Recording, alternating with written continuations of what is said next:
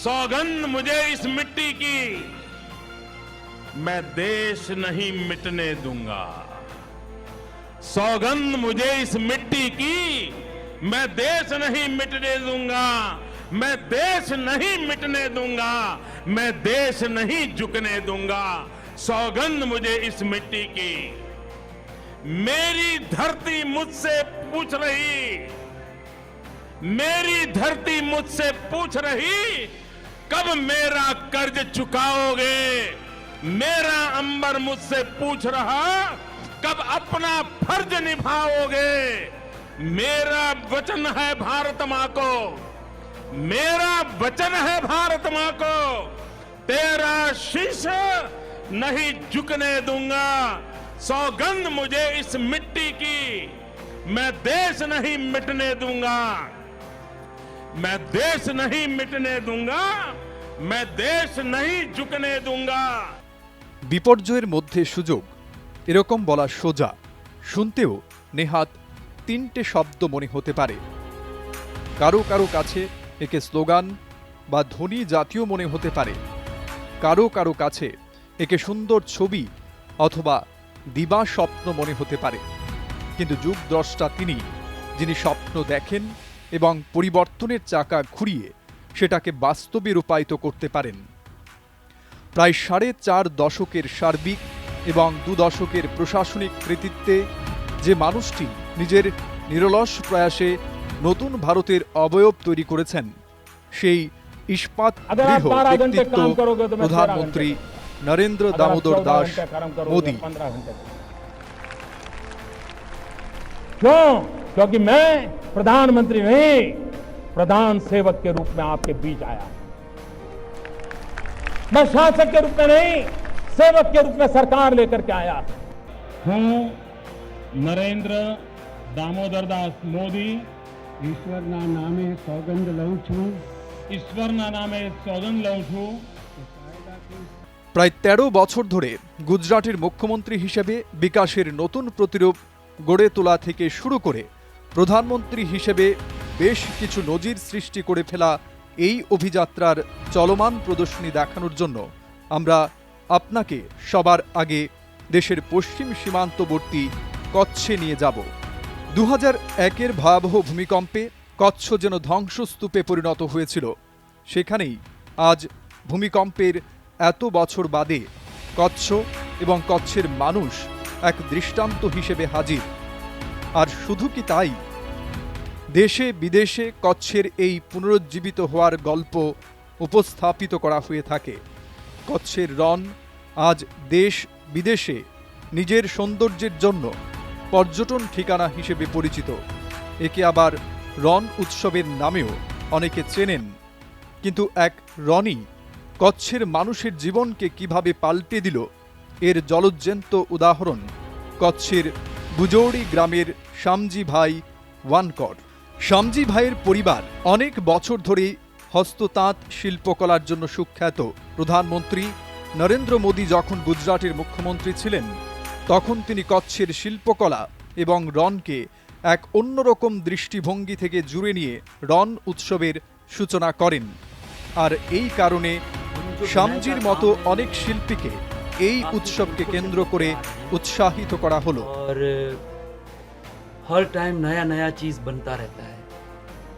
और पुराना तो काम हमारा लोकली यहाँ के लोगों के लिए ही बनाना होता था, लेकिन अभी पिछला 20-25 साल में इस काम में काफ़ी बदलाव भी आया है।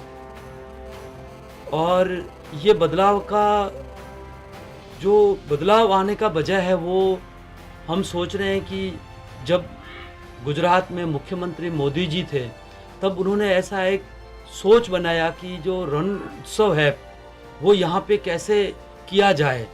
और पूरा रण उत्सव की वजह से एक पूरा कच्छ का एक पहचान बना पूरा भारत में और पूरी दुनिया में।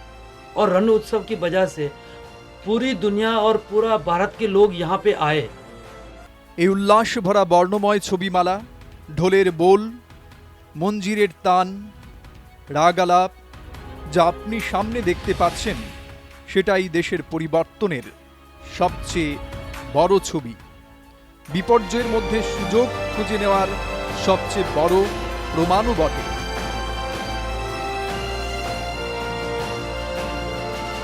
जो हमारा लोकल लोगों के लिए बनाना होता था, यहाँ के रबारी और आहिर लोगों के लिए, लेकिन आज के दिनों में हम पूरा जो बाजार को जो चाहिए नेशनल और इंटरनेशनल को वैसा चीज़ बनाते हैं।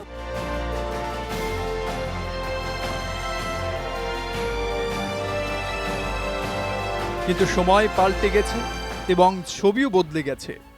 ভারতের প্রত্যাশার সূর্য প্রখরভাবে দীপ্তি ছড়ানোর জন্য সম্ভাবনার অনন্ত আকাশ মেলে ধরতে প্রয়োজন ছিল এক বিশাল পরিবর্তনের, আর সেটাই বাস্তবায়িত করতে দরকার ছিল এমন একজনের যিনি কঠোর ও বিশাল সিদ্ধান্ত গ্রহণের ঝুঁকি নিতে পারেন।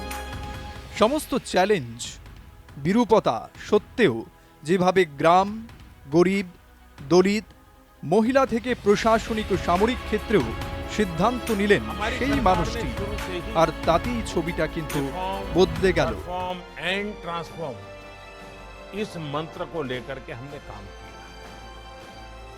रेड टेपिज्म कम करना और रेड कारपेट बिछाना, यही हमारा प्रयास रहा। এমন সময় এখন যখন ভারত নিজের স্বাধীনতার ৭৫ বছর পূর্ণ করতে যাচ্ছে, সেই সময় সংস্কারক মোদি নতুন ভারতের এমন এক ছবি ফুটিয়ে তুলতে শুরু করলেন যেখানে মহাত্মা গান্ধীর ভারতীয় স্বরাজ, পণ্ডিত দীনদয়াল উপাধ্যায়ের অন্তোদ্যয় এবং সর্দার প্যাটেল ও সুভাষচন্দ্র বসুর স্বপ্নের শক্তিশালী এবং সক্ষম ভারতকে দেখা যেতে শুরু করেছে। এক এমন নতুন ভারত যেখানে চুলোয় ধোঁয়ায় মায়ের চোখে জল না আসে, মহিলাদেরও সমান অধিকার থাকে, যুব অংশের প্রতিভার যোগ্য সম্মান দেখানো হয়। এমন দেশ যা আত্মনির্ভর এবং বিশ্বকে বসুধৈব কুটুম্বকমের ভাবনাতে আলিঙ্গন করে, অথচ কুদৃষ্টি দেওয়া শত্রুদের চোখে চোখ রেখে কঠোর শিক্ষা দিতে পারে। জয় জওয়ান জয় কিষান যেখানে নেহাতি এক ধ্বনি নয় বরং যথার্থ রূপেই বিজয়ের বার্তা। সীমান্ত সুরক্ষিত হলেই দেশ ও তার বাসিন্দারা সুরক্ষিত থাকেন। প্রত্যন্ত এলাকা রক্ত জমে যাওয়া ঠান্ডা, চামড়া ঝলসে দেওয়া উত্তাপের মতো কত ধরনের সমস্যার বিরুদ্ধে লড়াই করে আমাদের দেশের জওয়ানদের মধ্যে উদ্দীপনা ধরে রাখতে প্রধানমন্ত্রী মোদি নিজের চিরাচরিত প্রথাই বদলে ফেলেছেন। দীপাবলি বা হোলির মতো উৎসবে তিনি সৈনিকদের মধ্যে গিয়ে এই বার্তাই দিতে চেয়েছেন যে গোটা দেশ তাদের পাশে আছে। ওয়ান র্যাঙ্ক ওয়ান পেনশনের মতো বহুকাল জমে থাকা বিষয়ের সমাধান সূত্র এবং সৈনিকদের কল্যাণ ও নিরাপত্তা সংক্রান্ত বেশ কিছু সিদ্ধান্ত তিনি দ্রুত গ্রহণ করলেন। जो ओआरओपी जो मोदी जी ने या इस गवर्नमेंट ने 30 साल से लेकर 40 साल के बाद इसका अनाउंसमेंट किया, इसके लिए हम उनके बहुत शुक्रिया गुजार हैं। और इससे खासकर वीर नारियों को और जो बाकी भी पूर्व सैनिक हैं उनको बहुत ही फ़ायदा पहुंचेगा। हमारी 42 साल से चल रही मांग जो है वो मान ली गई है। इसमें सभी फौजी एक्स-सर्विसमैन हमारी विधवाएं खुश हैं। जो डिसीजन प्रधानमंत्री जी ने लिया ये इसका बेनिफिट बहुत होगा सिपाही लोगों को, हमारे जैसे वीर नारियों को इसका बेनिफिट बहुत होगा। ये बहुत अच्छा किया है। कई सालों से औरतें जो कम पेंशन ले रही थी तो इसका फ़ायदा सबको ज़्यादा होगा और इसका हम बहुत खुश हैं, बहुत शुक्रगुजार धन्यवाद करते हैं प्रधानमंत्री जी का, जिन्होंने जो वायदा किया था वो पूरा किया। जो गवर्नमेंट ने हमारी काफ़ी दिन से डिमांड चल रही थी उसको पूरा किया है, इससे हमें बहुत खुशी है। कि इसके लिए हमें बहुत ही ज़्यादा खुशी हुई है कि हमारी एक बहुत पुरानी मांग थी तो इस मौजूदा सरकार ने उसको मान लिया है, तो इससे हमें काफ़ी बेनिफिट होगा। और ख़ासकर जो हमारे छोटे रैंक से हैं सिपाही से लेकर सूबेदार तक उनको तो बहुत ज़्यादा मतलब फ़र्क रह गया था, तो उनका फ़र्क जो है पूरा हो जाएगा। हम गवर्नमेंट के शुक्रगुजार हैं, उन्होंने एटलीस्ट कोई फैसला लिया और एक भरोसा कायम किया एक्स सर्विसमैन के बीच कि जो कुछ पॉइंट इनके रहते हैं वो in due course of time वो भी हल हो जाएंगे। अभी बड़ी खुशी की बात है कि जब प्रधानमंत्री मोदी जी ने इसके बारे में सोच विचार किया और हमें विश्वास था कि ये अवश्य करेंगे और इसके लिए हमें बहुत दिल में ख्वाहिश थी और जिसका रिजल्ट ये मिला कि आज वो सपना हमारा जो है वो पूरा हुआ। परसेंटेज वाइज अगर पूछोगे तो आज ની તારીખમાં 42 इयर्स के बाद 100%, बिकॉज आई विल ऑल्सो, मेरे को भी पैसा का फायदा होगा, इसको भी फायदा होगा। ছোট ও মাঝারি মানের কৃষকদের নিয়ে চিন্তা ভাবনা দেখা গেল প্রথমবারের মতো। সবার আগে ইউরিয়া কালোবাজারি না হয় এবং কৃষকদের লাইনে দাঁড়িয়ে মাসের পর মাস সারের জন্য অপেক্ষা না করতে হয় সেটা সুনিশ্চিত করলেন। নিম কোটেড ইউরিয়া তো কালোবাজারিদের দাপটে তালা লাগিয়ে দিল। ফসল বীমা যোজনা থেকে শুরু করে কৃষকদের ব্যাংক খাতায় বছরে ৬,০০০ টাকা জমা করিয়ে তাদের সামাজিক সুরক্ষার প্রতিশ্রুতি রক্ষা করলেন এবং দালাল চক্র হটিয়ে কৃষি আইনের মাধ্যমে তাদের স্বাবলম্বী করে তোলার জন্য ব্যাপক সিদ্ধান্ত নিলেন। वो अपना माल कहीं भी बेच सकता है। पहले क्या है, मंडियों में जाते थे, वहाँ पे जो रेट लगता था उनमें देने के आना पड़ता था। 3 जो अध्यादेश सरकार ने लागू किया उससे हमारे को कोई दिक्कत नहीं आई, हमको रेट अच्छा मिला, हम अपनी फसल को कहीं भी बेच सकते हैं, हमें को आज़ादी मिली, इसमें कोई दिक्कत नहीं। कृषि कानून अध्यादेश के तहत आज जो आईटीसी ने खरीदी चालू की है उसके लिए मैं मोदी जी का धन्यवाद करना चाहता हूं कि जिन्होंने यह नियम लागू कर आज किसानों के हित में बहुत बड़ा कार्य किया है। JNK में तो ऐसी कोई सुविधा नहीं थी किसानों के लिए, तो अभी मोदी जी की तरफ से जो ये मिली है तो इसका तो हर किसान फ़ायदा उठाएगा। मुझे लगता है कि उठाना भी चाहिए, क्योंकि पहले जो था हमारे यहाँ साधन कृषि का, तो उसमें हमारी जिनके साथ भी डीलिंग होती थी किसानों की, वो आधा तो मुनाफा उन्हीं को जाता था। দেশে খেলো ইন্ডিয়ার মতো প্রতিযোগিতা আয়োজনের মাধ্যমে ভারতের যুবশক্তিকে যেন এক নতুন কক্ষপথে প্রতিস্থাপনের প্রয়াস চালানো হলো। এর সুফল পাওয়া গেল এশিয়াড থেকে অলিম্পিক পর্যন্ত। আন্তর্জাতিক প্রতিযোগিতায় অংশগ্রহণকারী খেলোয়াড়দের সাহস যোগাতে প্রধানমন্ত্রী যেন তাদের সঙ্গে কোচ এবং অভিভাবকের মতো ভূমিকা নিয়ে দাঁড়িয়ে গেলেন। সাফল্য বা অসাফল্য যাই আসুক, তিনি কিন্তু খেলোয়াড়দের সাহস বাড়ানো থেকে শুরু করে তাদের এমন আপ্যায়ন এবং সম্মান জানালেন যে তাদের মধ্যে এক নতুন উদ্দীপনা ও শক্তি সঞ্চারিত হলো। তাদের নিজের হাতে খাওয়ানো থেকে শুরু করে তাদের প্রতিটি পছন্দের দিকেও নজর দেওয়ার মাধ্যমে উদ্দীপ্ত হলো যুবশক্তি। এর সুফলটা খেলোয়াড়দের বডি ল্যাঙ্গুয়েজ থেকে নতুন লক্ষ্য অর্জনের তাগিদেও ব্যাপক মাত্রায় পাওয়া গেল। करते थे तो उनका जाना आना रहता था, तो कई परिवारों में खाना भी होता था, तो किसी परिवार में भोजन के लिए गए, तो बाद में मीडिया वाले पहुंच गए।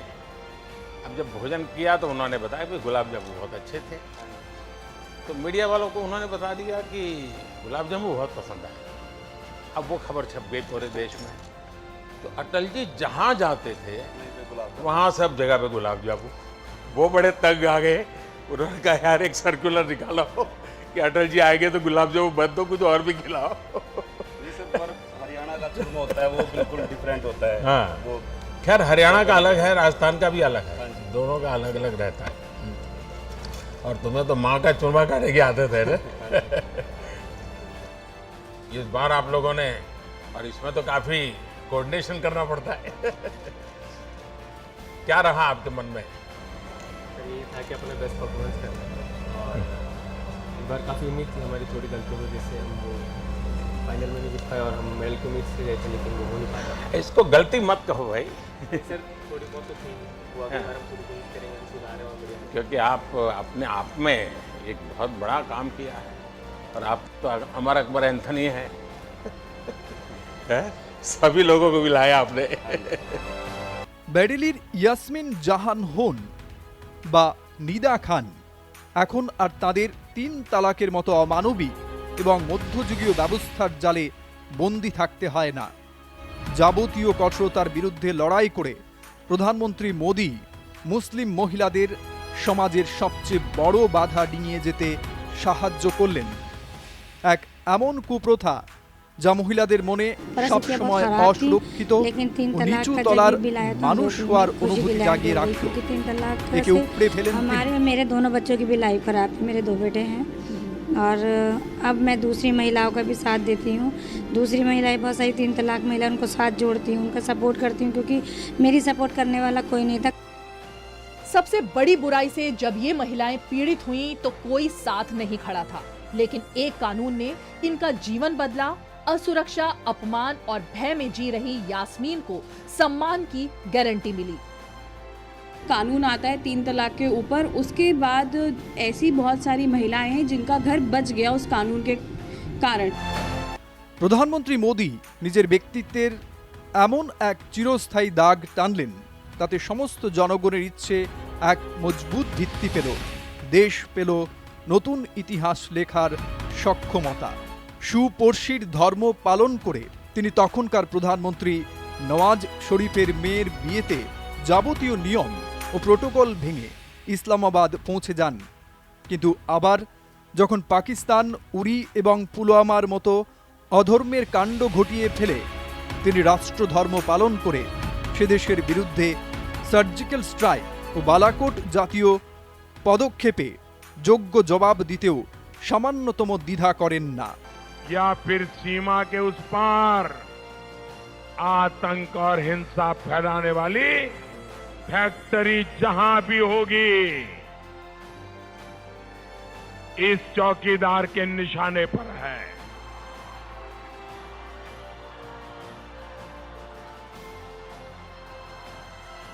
भारत को जहां से भी खतरा होगा, हम घर में घुस करके मारेंगे।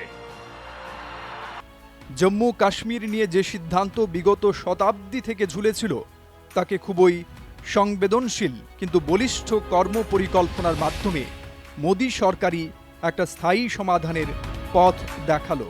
এক দেশ এক সংবিধান বিষয়ে বিজেপির দায়বদ্ধতাকে প্রধানমন্ত্রী মোদি এক লহমায় 370 এবং 35A ধারা হটিয়ে দিয়ে বাস্তবায়িত করলেন। আজ ভারতের মাথার মুকুট জম্মু কাশ্মীর নিজের পূর্ণ গৌরবে ঝকঝক করছে এবং সমৃদ্ধি ও অখণ্ডতার নতুন পরিভাষা লিখে চলেছে। अलग होती है, इससे देखकर हमें एक अलग ही जज्बा आता है। 370 टूटने से अटल पेंशन योजना जो बुजुर्गों के लिए थी उनको वो मिली, साथ में गोल्डन कार्ड जो भी कोई बीमार होता था बेचारा, कोई कुछ होता था पहले उसको कोई पूछता नहीं था, आज 5 लाख तक उसको मेडिकल फैसिलिटी मिल जाती है। আর্থিক সংস্কারের দিক থেকে বেশ কিছু বিপ্লবাত্মক সিদ্ধান্ত নেওয়া হলো। এক দেশ এক আইনের মতো সবচেয়ে বড় আর্থিক সংস্কার জিএসটি মানে পণ্য ও পরিষেবা কর সংক্রান্ত আইন তৈরি করার প্রয়োজন ছিল। ভাবুন, যদি জিএসটি না কার্যকর হতো তাহলে করোনার সময়ে রাজস্বের কি অবস্থা হতো। আগেরকার সরকারগুলিও জিএসটি চালু করার জন্য যে নিজেদের সমস্ত ঘোড়াকে ছেড়ে দিয়েছিল, কিন্তু মোদি সরকারই জিএসটির সেই ঘোড়ায় সওয়ার হয়ে লাগাম টেনে ধরল। सभी राज्य समान रूप से, केंद्र सरकार उसी की बराबरी में और सालों तक चर्चा की है। संसद में इसके पूर्व के भी सांसदों ने, उसके पूर्व के सांसदों ने लगातार इस पर बहस की है। एक प्रकार से best brains of the country उन्होंने लगातार इस काम को किया है और उसी का परिणाम है कि आज ये जीएसटी को हम साकार रूप में देख सकते हैं। আইনি সংস্কারের ক্ষেত্রেও গতি বাড়ল, কিন্তু যে আইন অপ্রাসঙ্গিক ছিল সেগুলো পরিষ্কার করার কাজও প্রধানমন্ত্রী দ্রুততার সঙ্গে করলেন। বেশিরভাগ অদ্ভুত আইন বাতিল করার কাজও প্রধানমন্ত্রী মোদি করে দেখালেন। মানে যেখানে চাই সেখানে রাস্তা পাই। আর এমন ব্যক্তি যিনি দেশবাসীর জীবনের সঙ্গে যুক্ত প্রতিটি বিষয়, প্রশাসনিক সংস্কার হোক কি সামাজিক বিষয়, সচেতনতার দিক এবং সেগুলি সম্পূর্ণ করার সক্ষমতা যিনি রাখেন, তিনি তো নিশ্চিতভাবেই সাধারণ মানুষের মনে চিরস্থায়ী ছাপ রেখে যান। প্রাক্তন প্রধানমন্ত্রী এবং বিজেপির প্রতিষ্ঠাতা সভাপতি অটল বিহারী বাজপেয়ীর এই পংক্তিগুলি যেন প্রধানমন্ত্রী নরেন্দ্র মোদীর জন্য দৃঢ় আপ্তবাক্য। শুদ্ধ হৃদয়ের আগুনে বিশ্বাসের প্রদীপ অনির্বাণ জ্বালিয়ে কোটি কোটি পদক্ষেপ এগিয়ে চলেছে তিল তিল জীবনকে নিংড়ে নিংড়ে। যতক্ষণ না লক্ষ্য পূরণ হবে ততক্ষণ পায়ের গতি স্তব্ধ হবে না। আজ গোটা দুনিয়া যাই বলুক না কেন, কাল কিন্তু কুর্নিশ না জানিয়ে পারবে না। এটাই এক জননায়কের জীবন দর্শন।